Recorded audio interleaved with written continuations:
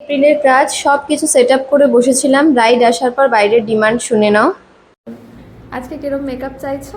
তোমার উপর ছেড়ে দিলাম, তুমি যেমন ইচ্ছা তেমন করে দাও। আচ্ছা চলো। পৌঁছে গেছিলাম তো 2:30 পৌনে 3টে নাগাদ, কিন্তু ব্রাইড এসেছিল প্রায় 2 ঘন্টা লেট করে। সত্যি আমার যদি পরে কোনো কাজ নেওয়া থাকতো আমি ভীষণ চাপে পড়ে যেতাম।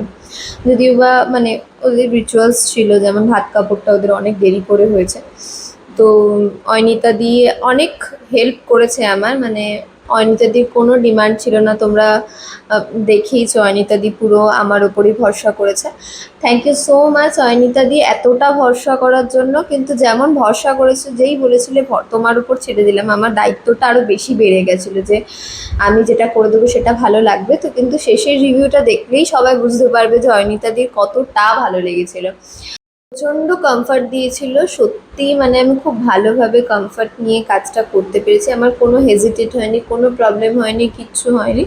শুধু হ্যাঁ, টাইমিংয়ের একটু প্রবলেম ছিল, কারণ যেহেতু অনেকটা লেট করে বসা হয়েছে, তাহলে কিছুক্ষণ লেট হলেই তো ছাড়বো না।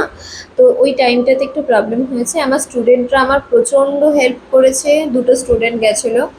সুদীপা পুরো ভিডিওটা করে দিয়েছিল, আর পত্রালি পুরো হেয়ার ড্র্যাপিং এইসবের কাজ করে দিয়েছিল। সত্যি ওরা খুব ভালো কাজ করেছে। থ্যাংক ইউ পত্রালি আর সুদীপা। আর আমার ক্লায়েন্টও খুব ভালো ছিল, অনিতাদি খুবই ভালো ছিল, মানে আমার কাজ করতে কোনো প্রবলেম হয়নি। আর অনিতাদির বাড়িতে গিয়ে কাজ করে আমার ফিল হয়নি যে আমি নিজের বাড়িতে বা নিজের স্টুডিওতে কাজ করছি না, মানে এরকম কোনো প্রবলেম হয়নি।